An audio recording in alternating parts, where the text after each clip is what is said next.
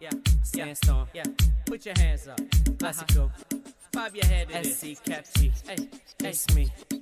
Stuntin' on my grizzy, stuntin' on my grizzy. Yeah, you know how I do, yeah, stuntin' on my grizzy. Stuntin' on my grizzy, yeah, stuntin' on my grizzy. Yeah, you know how I do, yeah, stuntin' on my grizzy. Stuntin' on my grizzy, stuntin' on my grizzy. You know how I do, yeah, stuntin' on my grizzy. Stuntin' on my grizzy, stuntin' on my grizzy. Yeah, you know how I do, yeah, stuntin' on my grizzy. Stuntin' on my grizzy, I'm stuntin' on my grizzy, stuntin' on my grizzy, I'm stuntin' on my grizzy, Come in the club, yeah, I'm high as height. Seeing all the flashing lights, it's Vegas night. Step through, suited up like a crime fight. You know that I wanna leave with a dime, right? Spanish, Latina, tengo la llave. Wanna roll Cap G, you can come find me. VIP drinks free, that's where I be. Yeah, I roll with them boys, not Tommy. Straight tone, got me in the zone. You texting your man, once you get off the phone. I'm in here looking for a dime to phone and tell him I can spit on some reggaeton. Stuntin' on my grizzy, stuntin' on my grizzy. Yeah, you know how I do, yeah, stuntin' on my grizzy. Stuntin' on my grizzy, stuntin' on my grizzy. Yeah, you know how I do, yeah, stuntin' on my grizzy. Stuntin' on my grizzy, stuntin' on my grizzy. You know how I do, yeah, stuntin' on my grizzy. Stuntin' on my grizzy, stuntin' on my grizzy. Yeah, you know how I do, yeah, stuntin' on my grizzy. Stuntin' on my grizzy, I'm stuntin' on my grizzy, stuntin' on my grizzy, I'm stuntin' on my grizzy, Oye, dime quién responde, ese culo tuyo enorme. Freca necia, cara bonita, labio de fresa. Y yo vine para atrás, chequea este flow que te no he copiado nada. Avisane no más greasy, tengo un par de tipas que no lo fuerza tan easy. Dame un beso, olvídate de eso, lo que quiero es sexo. Estoy en el bloque, prendo un Dodge y me voy en el coche. Regresé con mi equipo blanco, peligroso, no perico. A lot of niggas con mi chico, cara bonita, no sencillo. Muchos me dicen clásico, es peligroso, un maniático. Y todos ustedes son mi hijo, cause I make it look easy, frito. Stuntin' on my grizzy, stuntin' on my grizzy. Yeah, you know how I do, yeah, stuntin' on my grizzy. Stuntin' on my grizzy, stuntin' on my grizzy. Yeah, you know how I do, yeah, stuntin' on my grizzy. Stuntin' on my grizzy, stuntin' on my grizzy. You know how I do, yeah, stuntin' on my grizzy. Stuntin' on my grizzy, stuntin' on my grizzy. Yeah, you know how I do, yeah, stuntin' on my grizzy. Stuntin' on my grizzy, I'm stuntin' on my grizzy, stuntin' on my grizzy, I'm stuntin' on my grizzy, Yeah. Hey class, they ain't hear nothing like this. Hell no, my nigga. Yeah. That's when the different cultures collide. They know. Yeah. Sandstorm, classical. Yeah, man. Shout out to Cam, Daryl, oh boy Matt, D-Money, Single Dollar, the whole Skywalking crew. What? Hey, what up, Bangs? We here now, Yes, we are. so come find us. Yeah. Tú lo sabes. We're the building. SC got cheese, nigga. If you don't like it, no te lo comas. Wanda, too very, motherfucker. Estamos aquí sonando. Diferente. Santos. Clásico. And we are like that. All right. Welcome, everyone, to another episode of the House of Fandom. I am your host, Clark, on the check-in, and I'm joined today by a special guest host, my friend, Mr. Danny, covering for our own Mr. Kyle, who had a baby, and he's on paternity leave. So you know what? We made a few phone calls and we talked to Danny and basically strong-armed him into being a co-host today. So what's up? Hey man, what's up, Danny? How you doing? What's going on, Clark? How's it going? Thanks for having me on the show today. Appreciate you. Dude, I appreciate you, man. It is definitely not an easy thing to just pick up the phone and then have someone come in and be like, "Hey, yeah, we're ready to make things happen." So I'm really excited to have you on, man. We got a lot of great things that we want to talk about today. Before we get started, though, let me just say that shout out to Sandstorm. That was the track that was being played earlier. I'm not sure the name of the song, but that was from Sandstorm.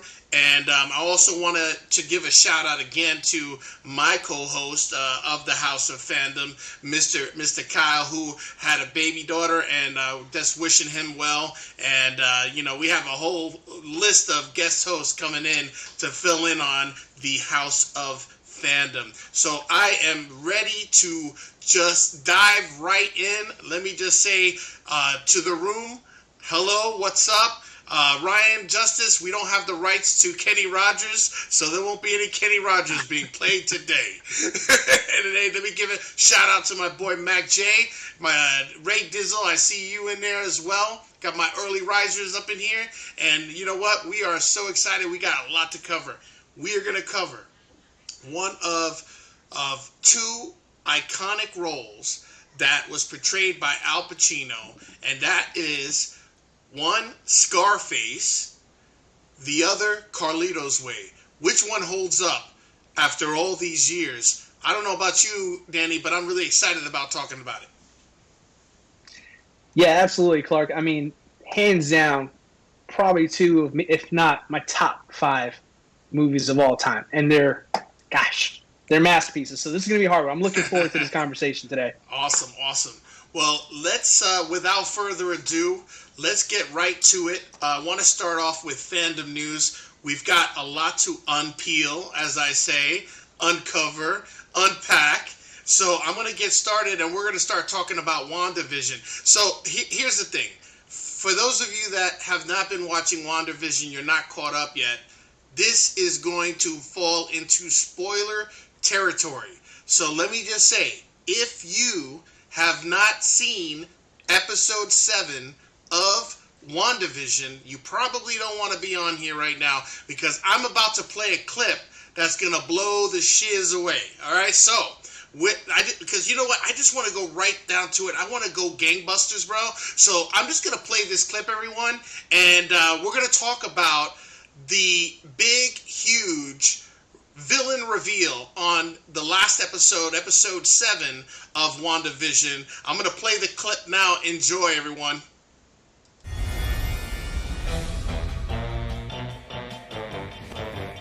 Who's been messing up everything? It's been Agatha all along.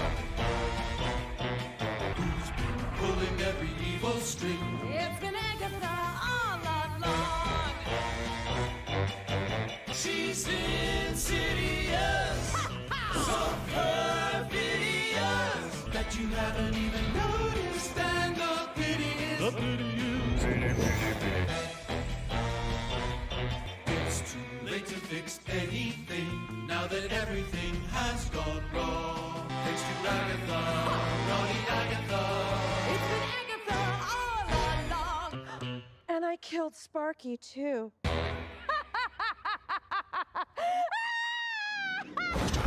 All right, so so I'm sure everyone who just saw this piece here, we just played the big reveal, and of course, in the whole style of the WandaVision, which is the episodic sitcom, whatever you want to call it, Twilight Zone, whatever, but man, it was crazy. So the villain was revealed. Sweet old little friend, the one that we thought was aloof and just, under Scarlet's spell, actually was the one creating the spells, huh?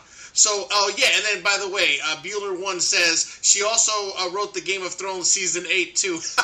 So, considering how terrible Season 8 was of Game of Thrones, I'm kind of believing that. So, what did you think of the episode, Danny, and what did you think of the reveal? Did you see it coming? And are you familiar with the comic book villain called Agatha Harkness? Yeah, Clark, I mean, good question there. First, foremost, let's take a minute. R.I.P. Sparky the dog. Let's start with that there. And she killed the dog, man. That was straight gangsta. She killed the dog, man. The dog wasn't even spared. But, dude, that was a crazy episode because I really, to be honest with you, I didn't see it coming in that respect. I'm not familiar with Agatha Harkness, but, man, that reveal was dope. Yeah, absolutely there, Clark. I mean, first off, let's start off by saying that WandaVision, you really had to, stay with it. So for anybody who's out there who maybe saw the first episode or maybe even the second episode and said, you know what, not for me, well, I recommend you go right back in and take a look. It's not going to take you long to catch up. Great thing about Disney Plus and those shows, they're only about 20, 25 minutes long. It's just been a fantastic ride. And that's what you got to understand about the way WandaVision is with the MCU. It's just going to be one of those things where, like, hey, patience. We're getting there. It's going to be worth it. And, boy, I think this episode really spoke to that right there. I mean, the fact that, you know, we got the final big reveal, which I'm not entirely 100% confident that is the big reveal. I think it's going to be a reveal that's going to lead on to the other, because we have 2 more episodes to go. Yeah. You know, that if it really was, that wouldn't really make sense to do it so soon, right? Yeah, no, I agree. So here's my take, too. I mean, one of the things that I was thinking of, too, was we got her brother from, and everybody that, if you haven't seen the episode, it basically brought in the X-Men character of the Speedster, right? Correct me if I'm wrong. Is that the name of the? Correct. Yes, so the Speedster, Correct. and he came in, and Evan Peters is the actor that played him in the X-Men movies, the most recent X-Men movies. And let me tell you, my whole thought was this is the way they bring in the X-Men, but now it looks like Agatha. Whatever Harkness was the one that created Agatha this clone or whatever you want to call it. So kind of bummed about that, because a lot of people were talking about let's make this villain, or excuse me, let's bring in the X-Men into the Marvel universe. So what are your thoughts there? Well, I think there's a lot of ways they can go with that there. I mean, first off, shout out to Evan Peters for reprising the role. Super cool to see him back on screen as Pietro. But it also leaves a lot of questions, too, because, you know, the MCU had a Pietro before, you know, the X-Men and all that stuff when they were kind of doing it at the same time. So I'm kind of curious more about, like, what are they going to do as follow-up with as far as the original Quicksilver. That's the character name, Quicksilver. Correct. Thank you, Bueller One, for pointing that out. You get a cookie today. Yeah, but I think there's still an opportunity here, because kind of going back to my point from a second ago, we've got 2 episodes left. This Agatha Harkness reveal was awesome, but at the same time, it kind of go back to one of your questions, like, yeah, I kind of saw it coming. You know, it just seemed like she was always out of place every episode, almost like on a TV show. She was off cue when she had that moment where she said, like, should I go or should you go? Should I stop? Right. So she always felt different. She always felt different. And even in that scene prior to, from the last episode, when Vision was kind of going to the outskirts of Westview, where she was just kind of stuck there, it just always seemed like it was right in your face. So I feel like this is going to be a reveal to lead to a bigger reveal. I know a little bit about the character in the comics there.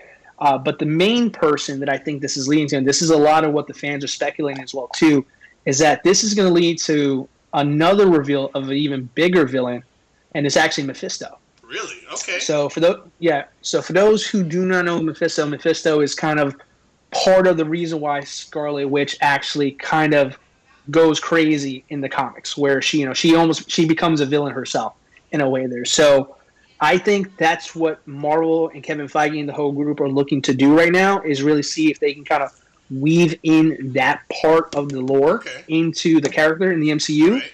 And I think if the culmination is there's going to be a huge twist this year, where I think it's going to show that the X-Men do exist, but it's going to be in the multiverse of the Marvel Universe itself, which is going to lead into the big movie, Doctor Strange in the Multiverse of Madness. Hey, listen, I'm excited. I'm here for it. I like it.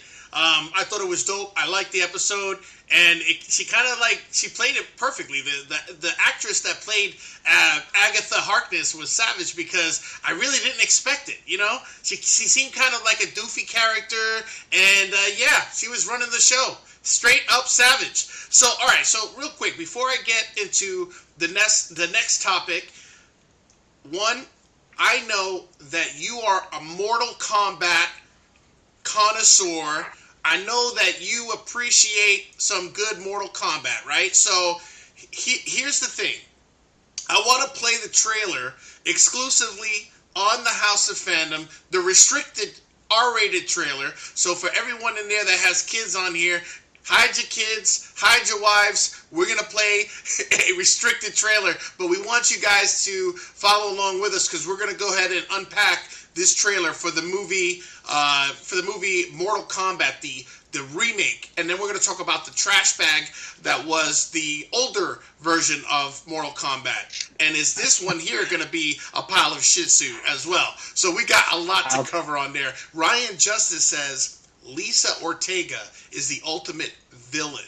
So Ryan, I'm not sure who Lisa Ortega is, but yeah, you'll have to unpeel that further.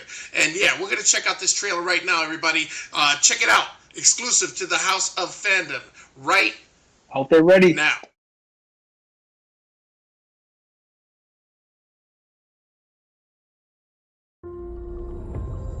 First learned about this 7 years ago. On a mission in Brazil to capture a wanted fugitive. When we got there, it tore through our unit in seconds.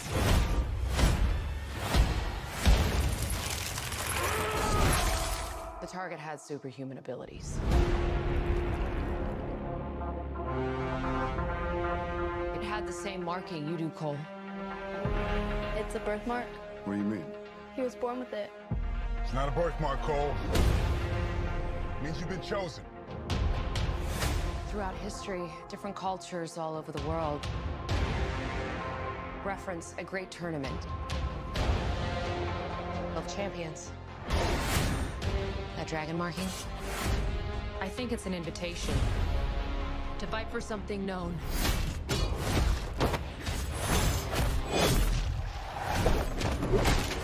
As Mortal Kombat.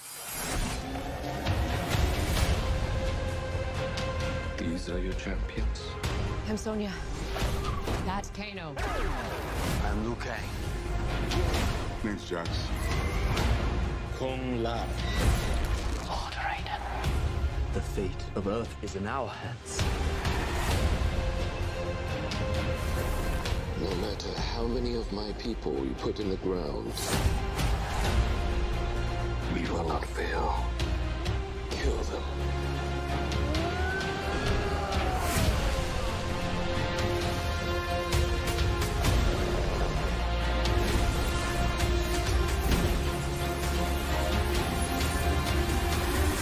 I am Sub-Zero.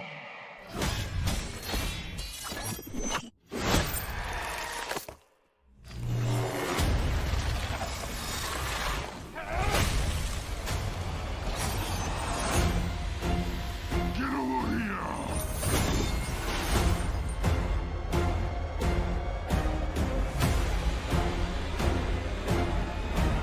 Finish them! Kano wins. You fucking beauty. Holy crap. So, all right, so that was a heck of a lot to unpeel there, man. That was pretty brutal. What did you think, man? I thought it was dope. But again, a trailer doesn't mean jack because we all know that you can make a pile of turd into a great sizzle reel in a matter of a few minutes. So, what is your initial thoughts on this? And where the hell was Johnny Cage, by the way?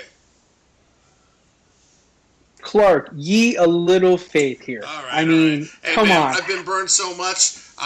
E of little faith is more concerned about being burned. Go ahead, though. Look, I hear there is a long list of video game adaptations that bombed. In fact, Mortal Kombat is actually on that list as well, too, in a way. So, we're looking at you, Mortal Kombat 2.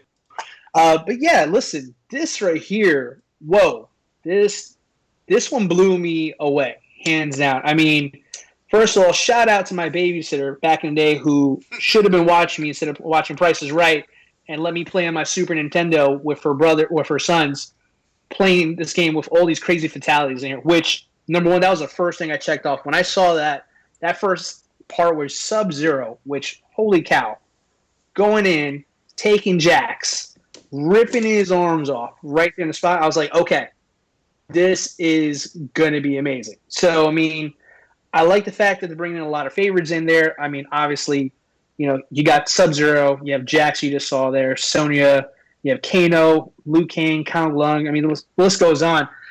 But the thing that caught my eye there was actually this Cole Young character. So apparently he's a brand new character to Mortal Kombat. So there's nothing out there about it. I've never heard this name until I saw the trailer, to be honest with you. But from watching that trailer back with the audience right now, again, I picked up on a couple more details that I didn't see the first time. So nothing confirmed, but I am going to go out there and say that I think this Cole Young guy happens to be someone who is related to Scorpion. I think that's what it is there. And there's a couple of clues in there. I mean, it goes pretty fast because it's kind of a sizzle reel trailer there, but there's a part where you're seeing Scorpion appear in the mirror while this Cole Young character is looking. It's almost kind of like it's flashing right in front of him, right? And also, towards the fight with Sub-Zero and Scorpion, you can actually make out Cole Young on the ground in that same scene there. So I think this Cole Young character is going to be part of that really huge rivalry, the Sub-Zero Scorpion rivalry. If anybody's played a game before knows, like those guys that's Muhammad Ali and Joe Frazier. That's the big fight there. So let me ask you this, Danny. In the chat room, we got a bunch of people that like it. Dark Eyes is saying, I'm hoping all good things are not just in the trailer. So she's hoping they didn't stick it all in the trailer. Ray Dizzle says he loves some Mortal Kombat. And Bueller133 says, do you think they'll bring back the original song? Mortal Kombat! They better. They better. Are you kidding me? If that's not at least at the end credits or something, I'm going to want a refund. You better put that in. Absolutely.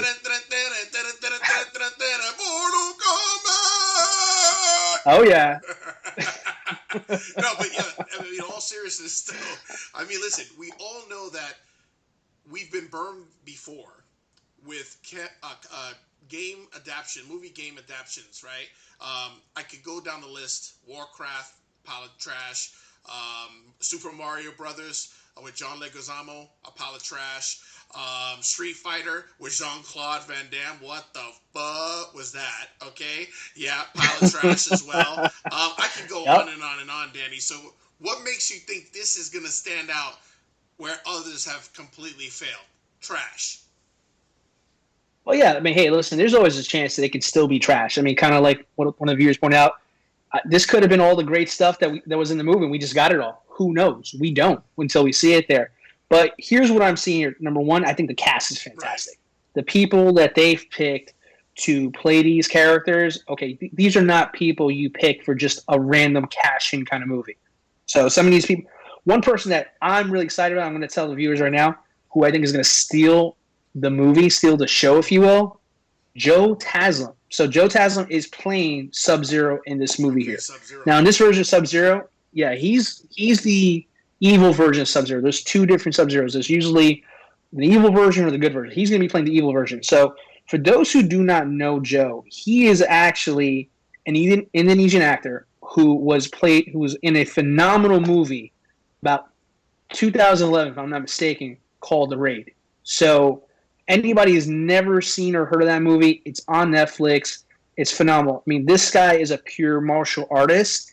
And with a character like Sub-Zero who doesn't have to talk a lot, his physical acting is going to really take over, and he's going to really solidify that particular character. It's going to be watch out for Sub-Zero. He's going to be he's going to steal this guy's going to steal the show. So all right, so this is coming out on HBO Max, so we get to bypass the movie theaters and watch it at the comfort of our homes. So when is this coming out? I don't recall. I thought it was coming out in April. March. If I'm hearing so March 31st. So that brings me into my next topic.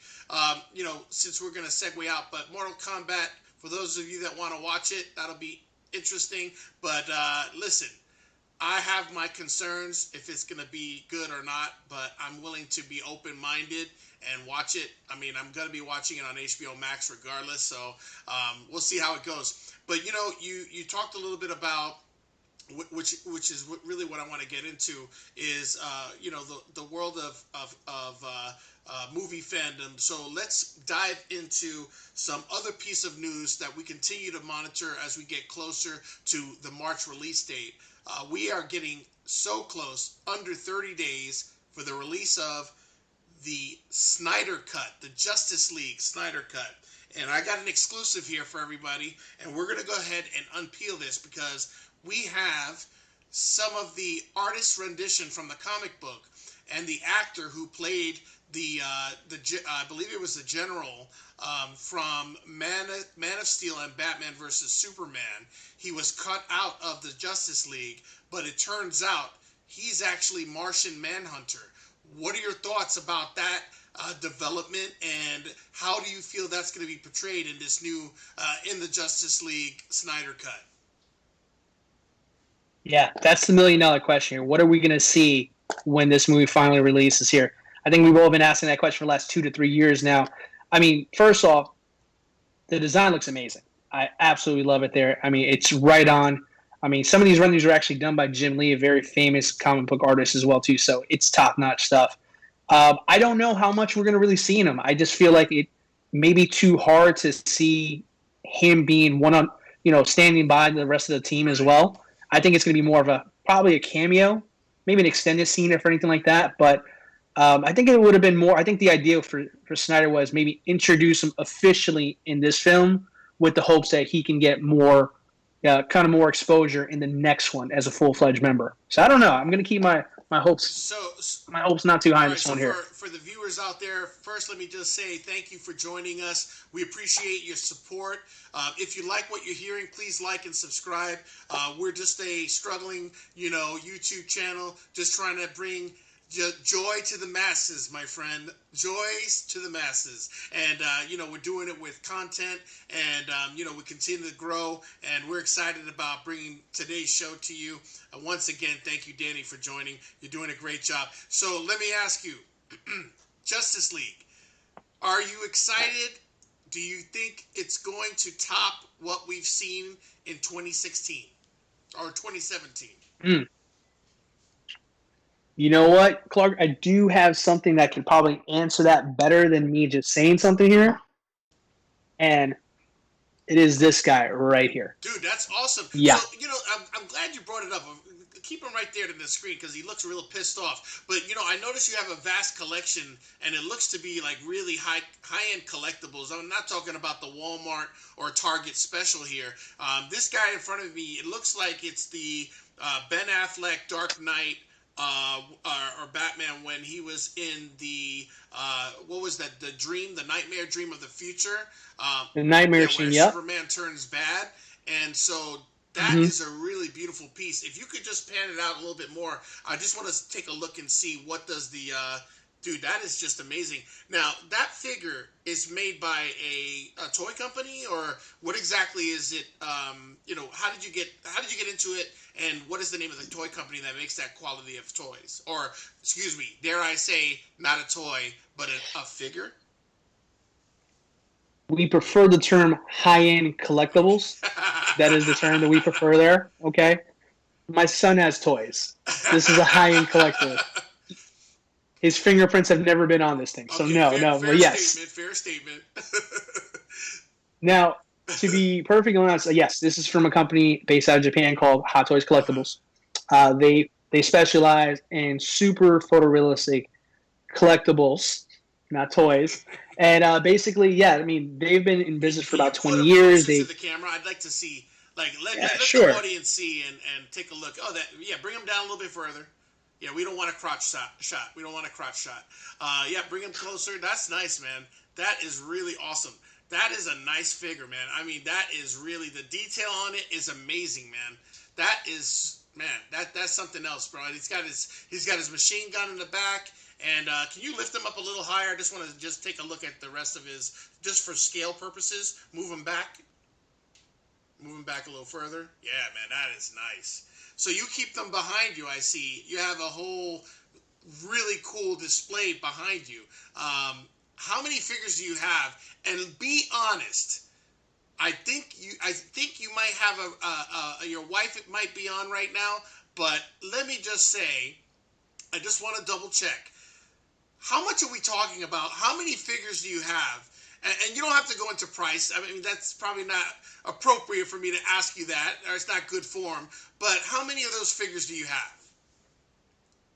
Well, Clark, to be honest with you, for the safety of my marriage, I'm going to plead the fifth on how many you have. Let's just say there's enough, and probably enough to get me on the couch after this stream, which I'll probably never do again because you'll never hear from me because I'm going to be floating in the river somewhere. So I will say I do have a fair amount of them. I kind of just pick from things that kind of stand out for me.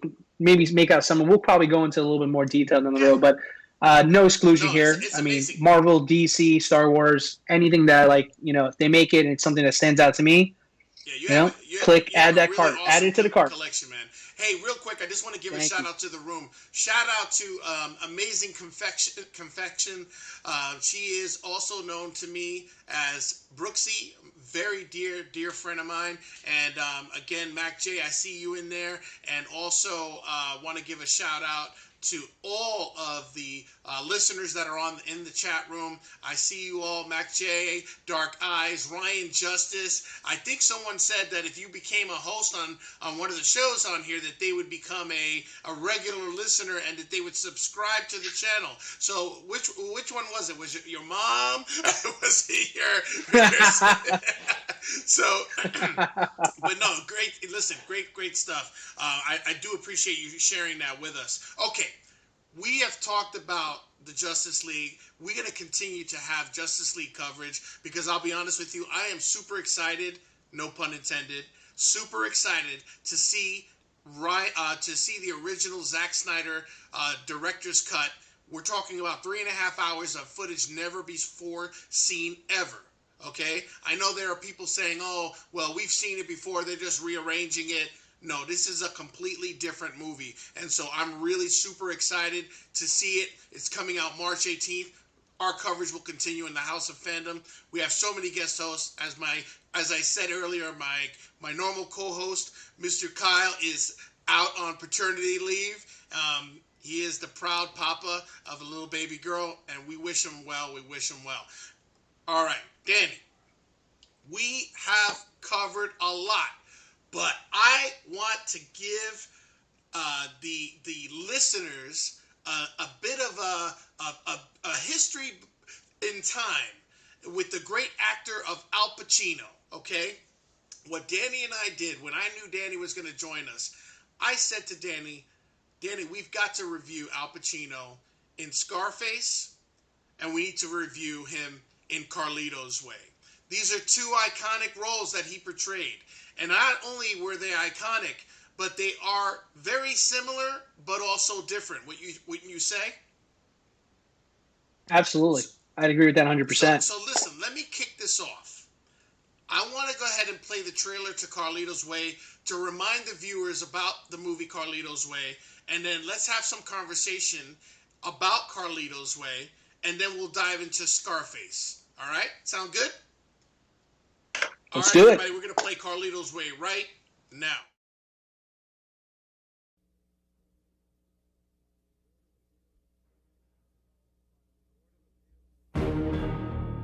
Court of Appeals decision now devolve upon me the painful duty of unleashing upon society a reputed assassin. The prisoner's discharge. Call the next case. You Carlito Brigante, man. You a legend. He's one of us. Puts money in everybody's pocket big time. He was big. He's a tough guy.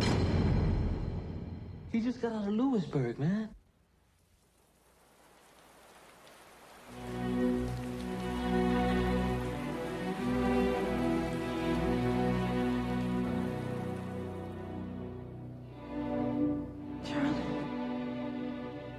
There I am sitting in jail, wondering where you are, what you're doing, who you with.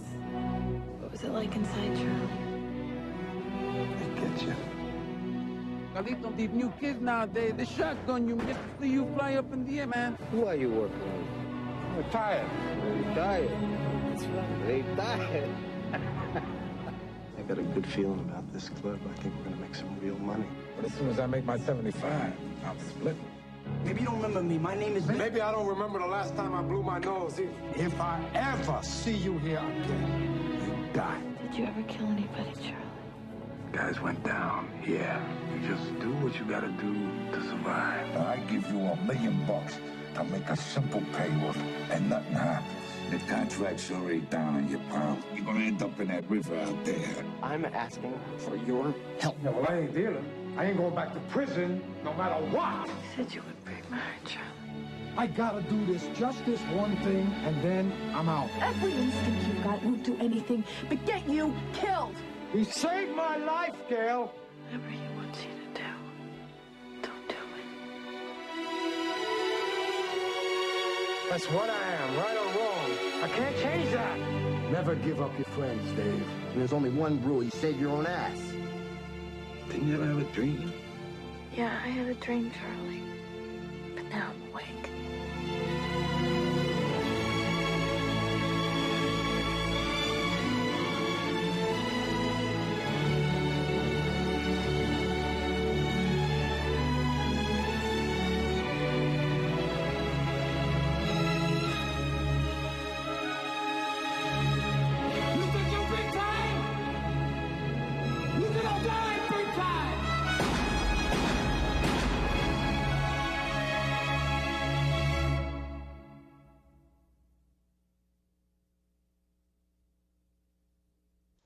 And we are back, everybody. Wow. So, listen, this is a movie that, just to kind of give you an idea of where I was at in my life, okay? I was in the Navy, okay? Those of you that know me, I served in the United States Navy. I was stationed in San Diego in California, and I was watching it at the theaters in California, Coronado, on base, Carlitos Way. That was the first time I saw Carlitos Way. And I know Mac J on the chat room says he got grounded for breaking curfew to go see Carlitos Way, laughing my effing ass off, and to hang out with a girl. And he said it was definitely worth it. So, where were you, Danny? Were you even born? Man, Clark, let me tell you, I don't even think I was a twinkle in my dad's eye yet when this movie came out. Sorry. 1993. So how old were you?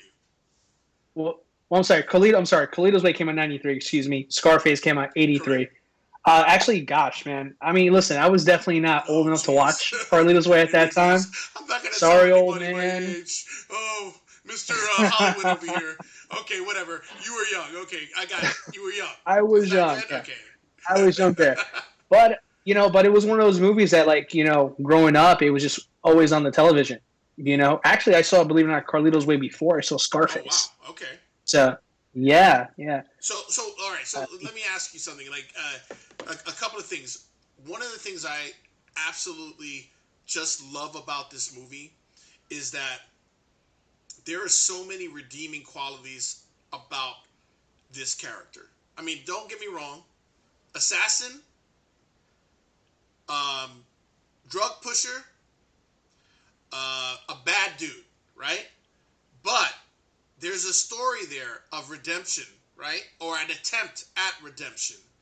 And that arc really just resonated with me because here's a gangster who really was someone that was a bad guy, but you're rooting for him towards the end of the movie to get his happiness, right? With Gail, the love interest in the movie.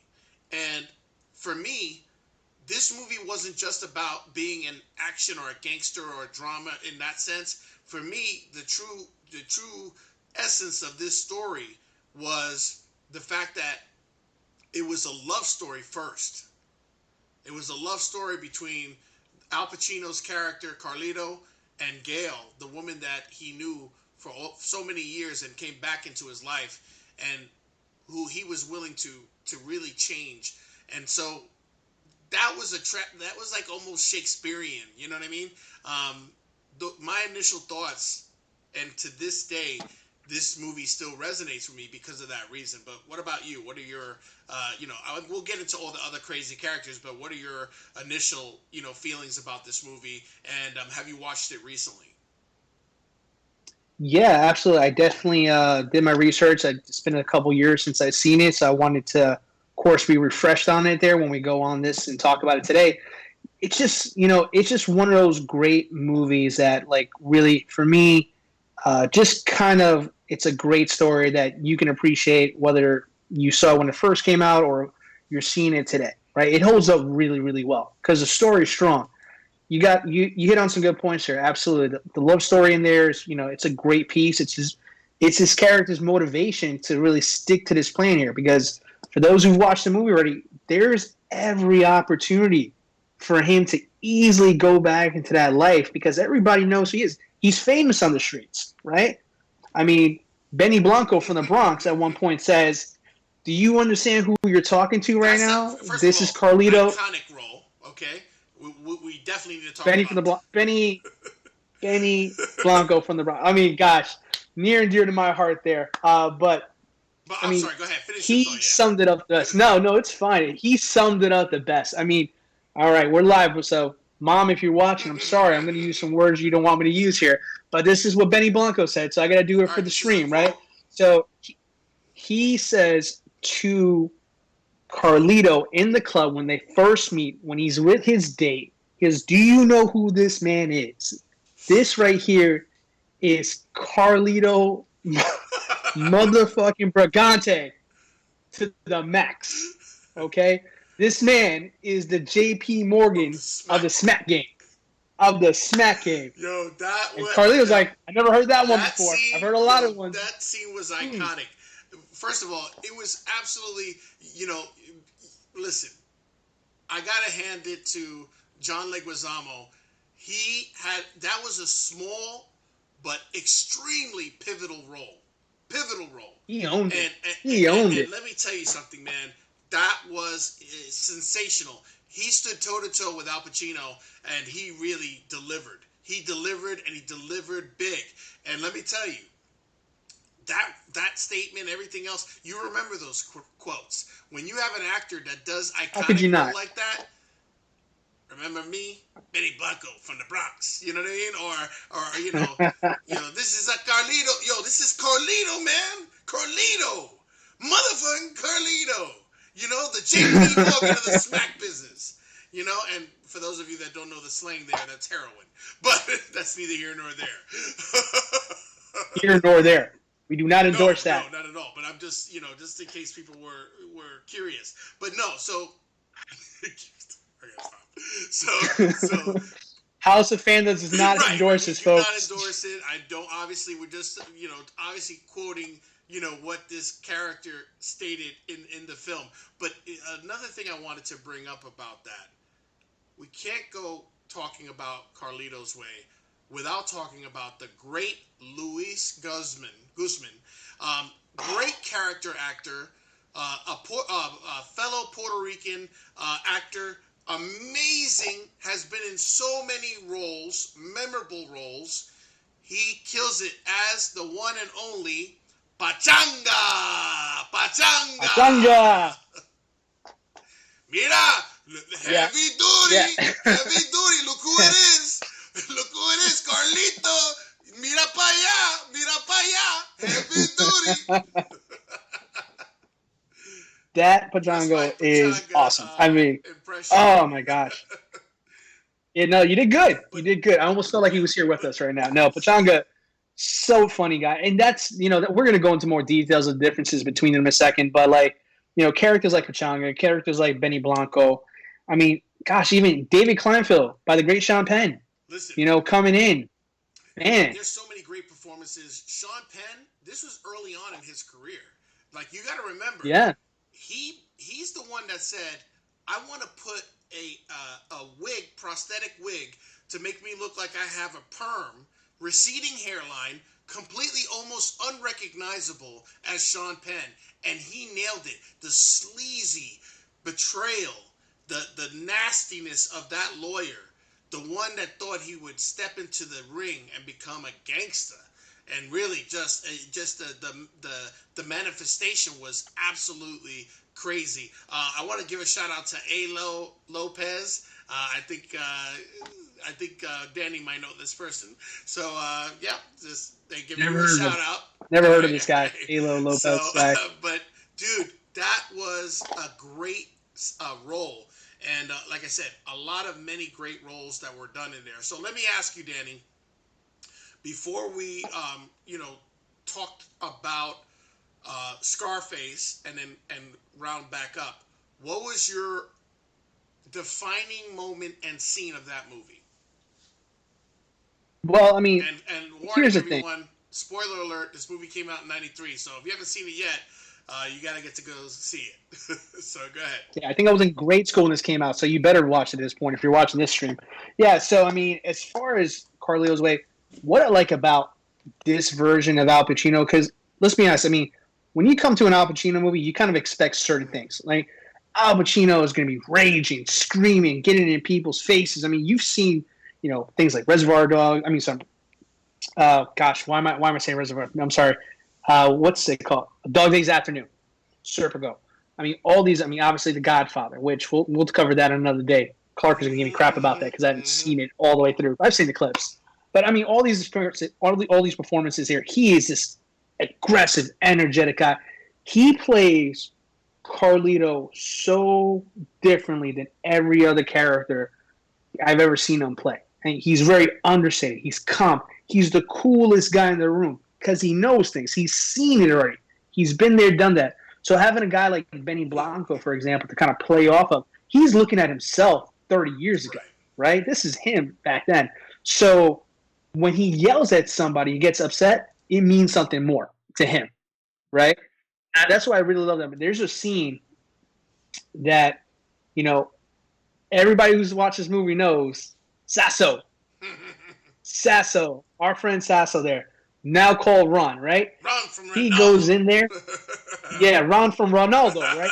He goes in there, goes on there doing a favor to Kleinfeld, taking a look at this place. This guy's looking to, buy him in there and see what's going on.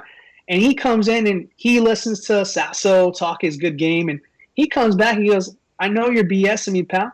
If you're saying you owe about, 50, that means it's probably more like 100, right? So this is what I'm going to do for you. And he just plays him like a fiddle. And before you know it, Carlito's running the club within 2 seconds. I mean, he was straight up from the street. Yeah, he knows. Without a doubt, man. Yeah, for me, Danny, I got to tell you, first of all, just a fun fact from Clark. Brian De Palma directed not only Carlito's Way, but he also directed the other movie we're talking about is Scarface. So it really brings it together as far as these two roles. Same director, same actor, different roles, but also portraying a gangster.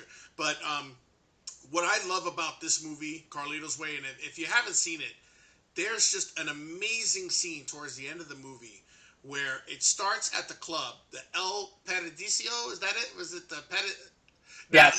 Now, okay, pretty good. Not let bad. me see how good your trivia is. What is that? What was the name? Where that name, the El Paradiso, or whatever it's called, the club, right? That was shaped as a boat. What was that name from?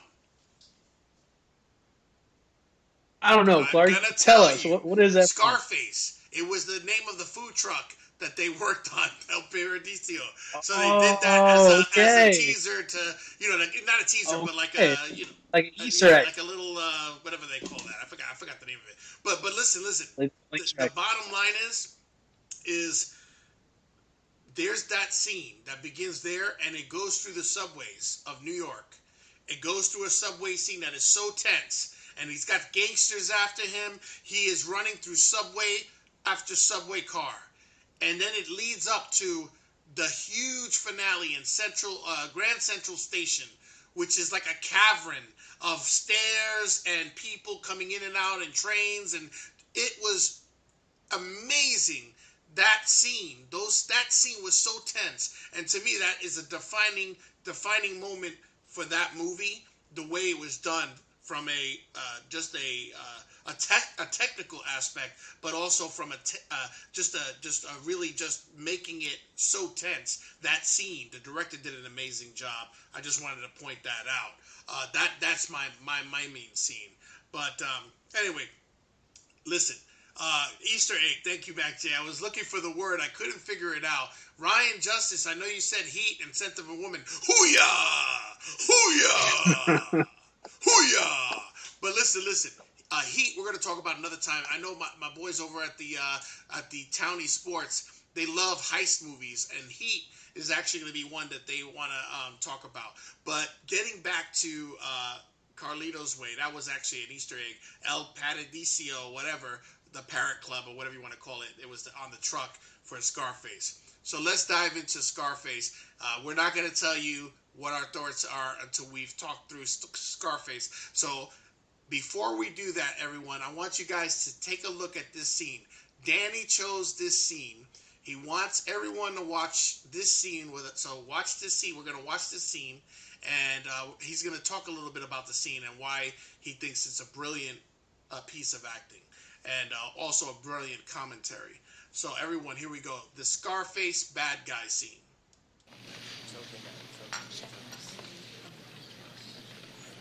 We're not gonna.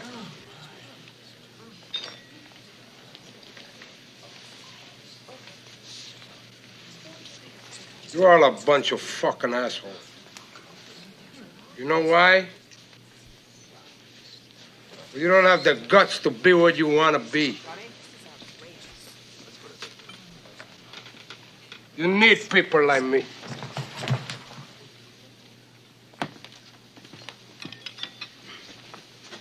You need people like me so you can point your fucking fingers and say, that's the bad guy.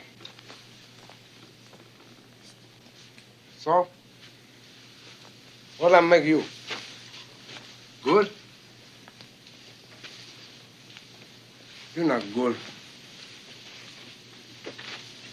You just know how to hide, how to lie.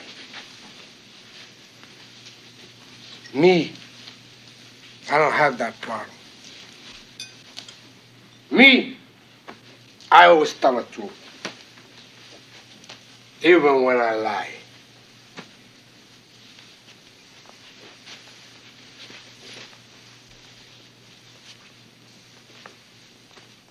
So say good night to the bad guy.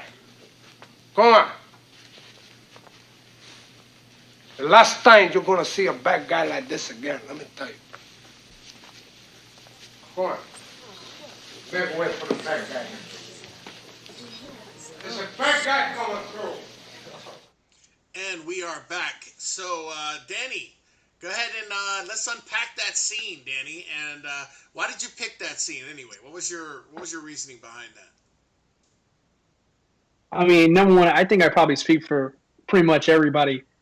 That scene just is amazing. It's an incredible scene there. I mean, how awesome is it that you got this incredible character in the middle of this? You can clearly see things are not going his way. He's on the downturn, but he still has the balls to call out everybody else judging him in that very moment when he's at his lowest. You know, he just goes in there and, you know, kind of wipes himself off after that big fight with Elvira and all that stuff like that. Excuse me.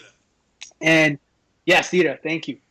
And, you know, just like, okay, I mean, I'm leaving. I'm leaving. But before I do, I see everybody looking at us right now. Let me tell you about yourself here. You can point your fingers because you need people like me. I'm the bad guy. You need people. Look at me. Because I'm the bad guy. You're fake. Look at me. I'm the bad guy. Okay? Look at the bad guy. Yeah, absolutely. I mean, he kills it at the end. Like, my favorite part is, you know, the difference between you and me is that you guys can hide. Exactly. Right? You guys can hide. But me, I mean, you need people like me, right? He's going to go on, he said at the end, he goes along the lines of something along where he's like, you know, gosh, I mean, he's what does he say at the end here? Why am I drawing a blank? He's talking about, hey, you know, when it comes to me and you, the difference is that, hey, I'm okay with being myself here, right? So, you know, even when I lie, I tell the truth. You know, that's just, listen, he's man, a bad guy, kills but it he's there. not hiding it. He's showing us his colors right there. Because I am who I am. Completely Deal with agree. it. And you know, that scene was a very good scene in that it's almost like a social commentary, right? Because you have everybody in there all upscale and everything else, and you know, he's coming in there and, you know, he's invaded their world, right? Because he got his money the dirty way, but he's trying to say, hey, some of you are just as dirty as me, except you haven't exposed it. You're a lot more sneakier than I am. And so, yeah, just very interesting. All right, so love the scene. I thought it was great. What is, for you, the most iconic scene from this movie? From Scarface. You know, from Scarface. I gave you the I mean, Grand I think Central Station scene at the end of Carlitos Way. Why don't you set up the listeners to what is your favorite for Scarface? What was your favorite iconic scene? Yeah, absolutely. I mean, a lot of people are going to go at the end, right? That big blowout scene at the end there. I mean, hey, I love it. Yeah, I mean, the man can't feel anything. There must have, I don't know how many bullets they used for that scene there.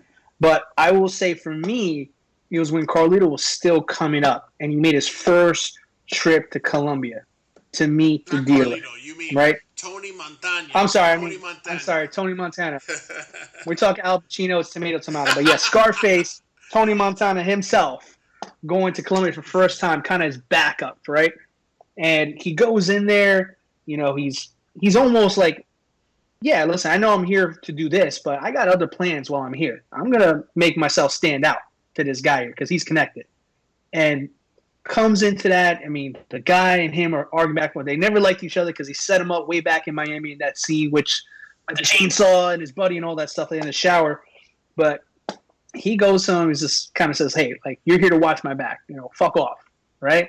Tony just comes right back. No, go fuck yourself. Fuck you. Who are you? So, I mean, that whole scene right there. When he was hungry for power. No. But after everything that happens in that scene, the guy, they find out the guy's, he's a foreman and all stuff. He's hanging from the helicopter.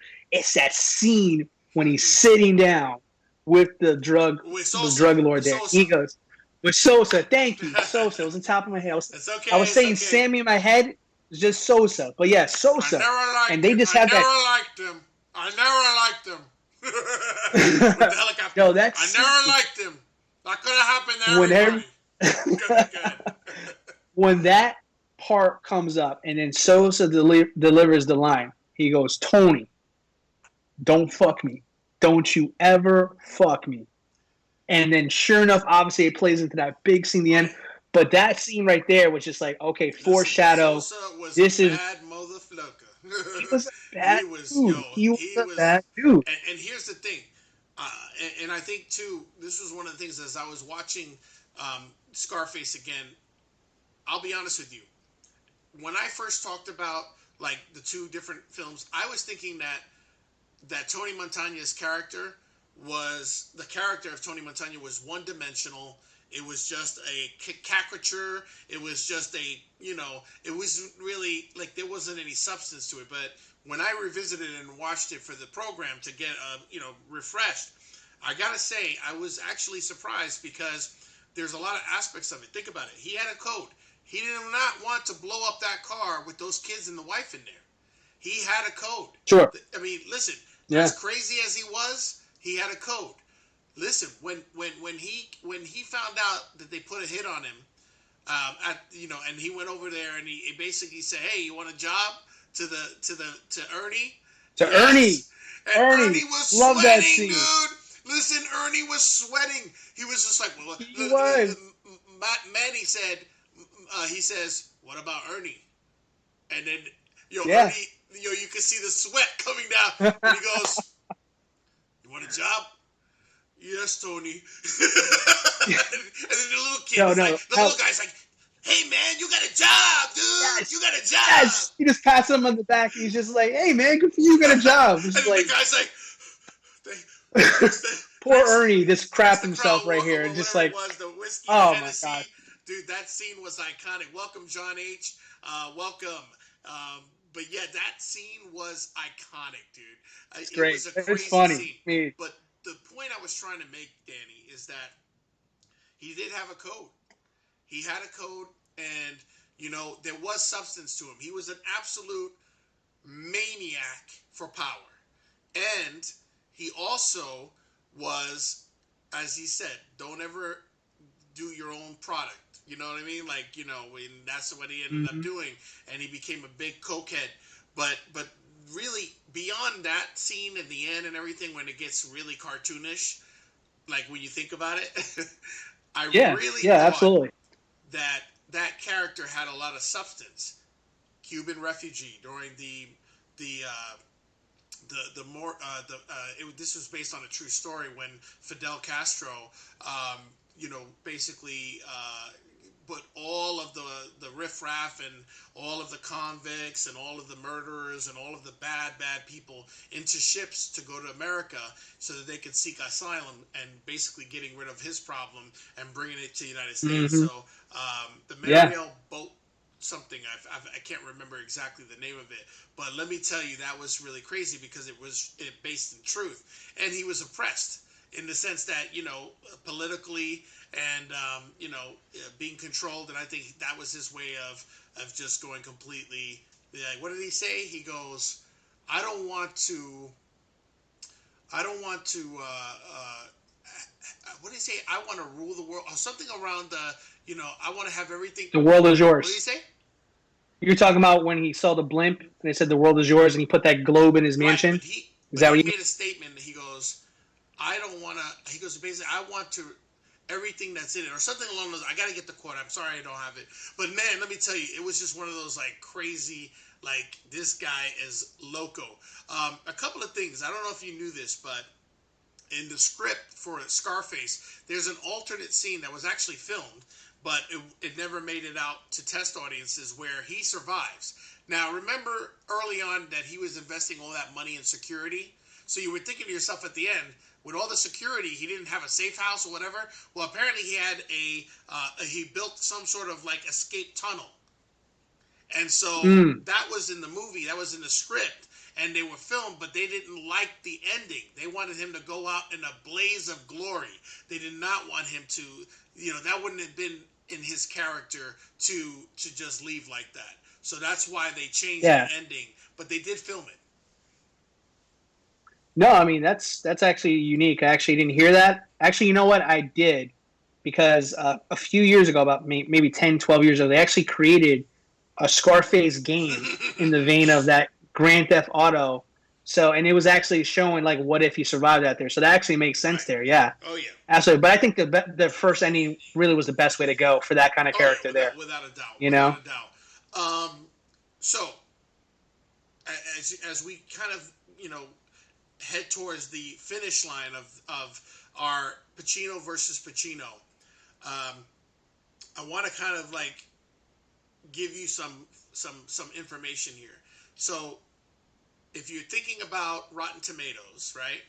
Everybody kind of goes with Rotten Tomatoes, whatever you want to say, and then audiences. So two things. One, who do you think has the highest Rotten Tomatoes score, Scarface or Carlitos Way? I'm going to say Carlitos Way. Okay, actually, it's Scarface, but not by much.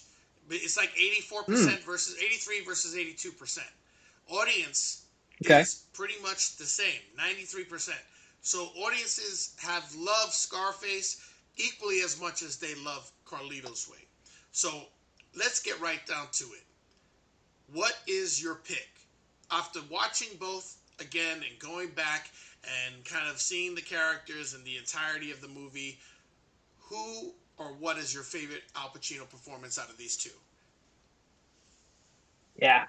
And that's a tough one. Like I said again, we're going up against two masterpieces that, I mean, the numbers are there. Rotten Tomato, the moviegoers themselves, it's neck and neck. I mean, any given day, depending on the mood, you may think Scarface is it. I mean, the other day, you may say, hey, Carlitos Way. But if you're going to put me on the spot, and I have to answer now, I've got to answer this. To this debate. Two amazing movies, two of my all-time favorite movies, and I got to choose one right now here on the House of Fandom. Then it's probably going to be, if anybody knows, this one right over here. Yeah. Oh, man. Yeah, this one right here. I hope the boys from Townie Sports aren't still on, because I don't know if they would like to see that as kind of blasphemy for them, since they're completely Boston fans. If any of the viewers are confused, this is the logo of the New York Yankees. Also, the Bronx Bombers. So my choice is going to be Carlitos Way. Shout out to Benny Blanco from the Bronx. It's got to be Carlitos Way, hands down. Okay, very good. Now here's why. It's very simple.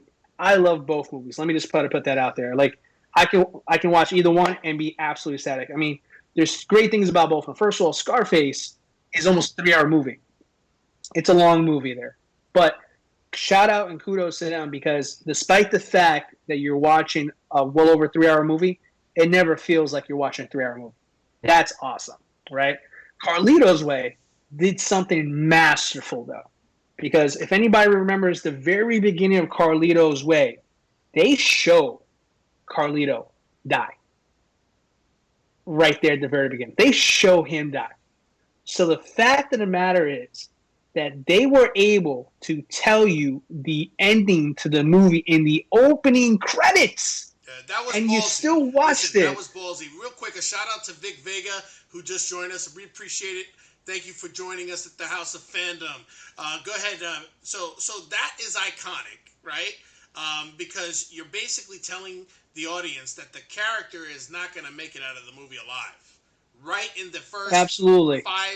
3 minutes of the film. First 30 seconds. You see Al Pacino on a stretcher. He's talking about he's going down, right? You watch this entire movie. You watch him get out after that trial. You see him meet up with his family back home, meets up with his old buddies, asks him if he's still in it there, and he's telling him, no, I'm not into it. He gets into this club. He makes new enemies. He finds old enemies. And all at the very end of all this here, despite his hardest effort to go the straight and narrow path here, his history caught up to him. This was a smarter Al Pacino gangster, compared to what we saw in Scarface. Nothing to take away from Scarface. He was a wise guy. I mean, I like to think of the two of them here almost as like a partnership. Like kind of the way you were talking about with Scarface, there was an alternate scene. When I watch this movie, it very much feels like Scarface 2, like a sequel to it, in a way. But it's kind of a different kind of alternative ending here. What if Scarface made it out? I picture Carlito would be what Scarface would be if he were to survive that first movie. Because you think about it, Scarface is a character who's, fresh from Cuba, going through the whole getting into the business thing and doing it probably too fast, right? Probably too fast. And he couldn't keep up with the money, the power, and everything that he said he wanted when he was talking to Manolo on the beach all the time ago, right? But Carlito, here's a guy who's been through it, seen it, did it. The man's a legend. That's why when I was saying earlier before, what I like about the tone about Carlito is he's calm. But when he's mad, you kind of have it coming here because he's the smartest man in the room. So when I started comparing him character to character, Scarface ruled in fear. Carlito, he knew how to talk you out of whatever you were going to do because he knew what you were going to say before you even said it. So kind of putting two together there. I mean, I like a good, smart character. I love when you got a character that even though he's a bad guy, you can root for him, right? Just like both of them there. But the fact that I wanted this guy so bad to make it out of there, I completely forgot the first 30 seconds of what I saw. And then at the end, I was still surprised when it happened. Yeah. That's top stuff. That's top notch. Yeah, I mean, you can't beat that. Listen, I want to disagree with you, but I really can't. And while my road to getting to my favorite, obviously, is Carlito's Way, was slightly different than your road there. It ultimately leads down to the character, and ultimately the redeeming arc of that character, or just the seeking out of that redemption throughout the entire movie and trying to get away from that life. But ultimately, for me, what does it for me is the love story, and the reason for that. And I know people are gonna be like, "Oh, this guy's hokey," but hear me out for a second. When you think about it, that entire series of events that transpired was because of the love for Gail. And what I mean by that is he wanted to get out. He wanted to do right. I mean, of course, when he said that to the judge in the beginning, that was more bullshit. I mean, you know what I mean? That wasn't really rehabilitated. Right. That wasn't really serious. I mean, yeah, he said he wanted to go straight, but he loved her, man, and she loved him. And when he found out that she was with child, that to me was the pinnacle of, when you think about it, if he dies, which we know he did, that he knew that there would be a child that would be a better version of him, because Gail would raise that child. But for me, it was like the final redemption of that character happened because of the love for Gail. And ultimately, it's a love story. I don't look at it as a gangster film. I think of it as a setting. It's about a gangster, and it's in the world, the underworld, and it is, gritty, but also it is about seeking redemption and trying to redeem yourself from your past. So, the arc was amazing. The character was amazing. I always looked at Carlito as a tragic figure. You know what I mean? And he was also a very likable figure, even though we don't know his history. But, he probably wasn't a good guy. You know what I mean? But I like to think that maybe he had a code that, that when you think about it, because it's based on books, right? That he had a code that, he wouldn't do things similar to Tony Montana. You know what I mean? And so for me, it's like one of those where you're looking at two different characters, but ultimately for me, it's the arc of the one character wanted to do right. You know what I mean? And he was willing to forsake himself for that person, which was Gail. You understand what I'm saying? Whereas unfortunately, Tony, no, he was consumed by drugs. He was consumed by power. He killed his best friend.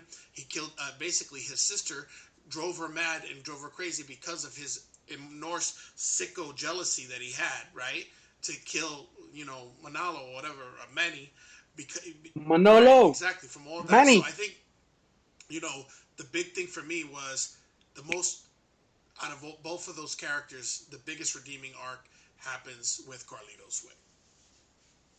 Yeah, absolutely. So, absolutely. I mean, I agree with that there. 100%. All right. So, with that said, I knew I liked for I know, Clark. and you know what? I know I rambled. I know people are going to be like, man, he really brought us. He took us on the scenic route to get there about Carlitos Way.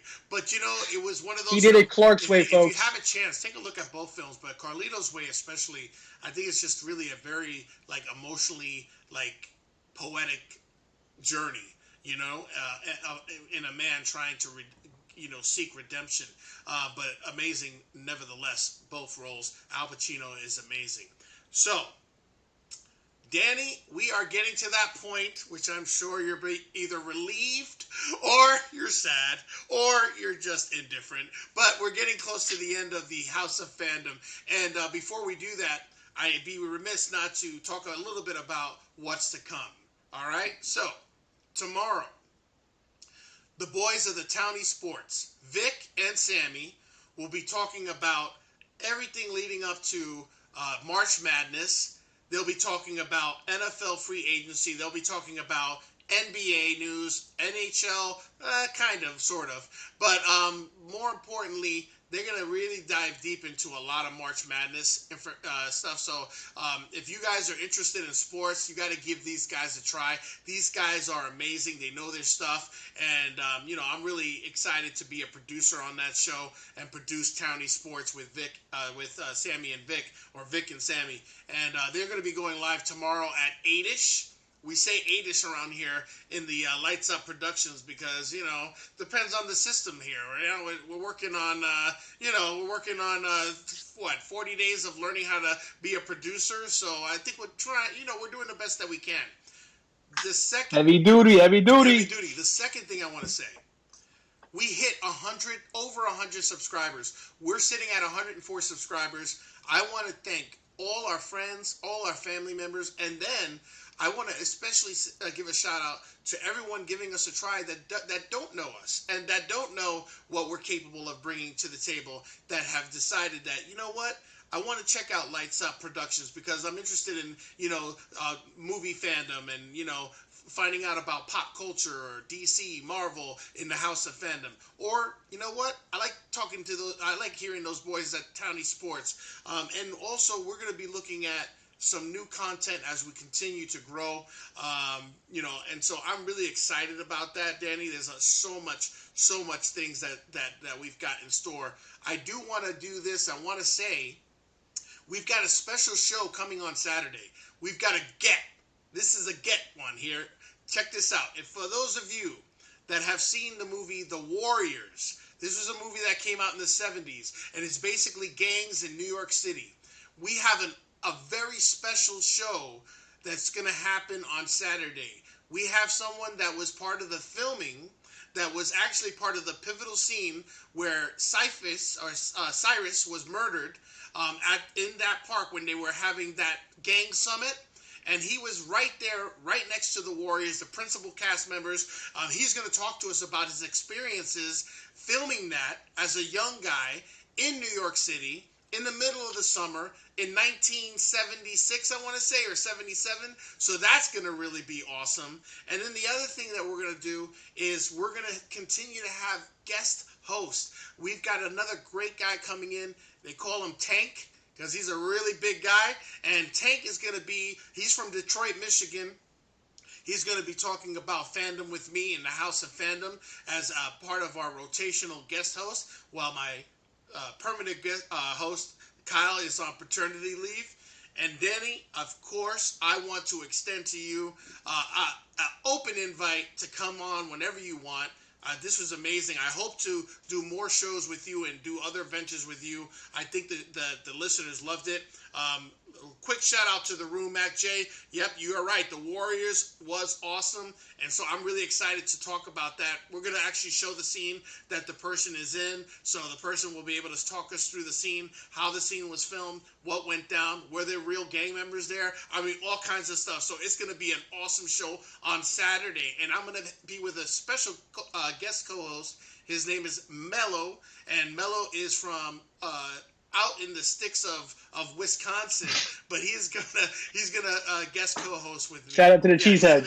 He's with all the cheeseheads. So we got a lot of awesome stuff on the horizon.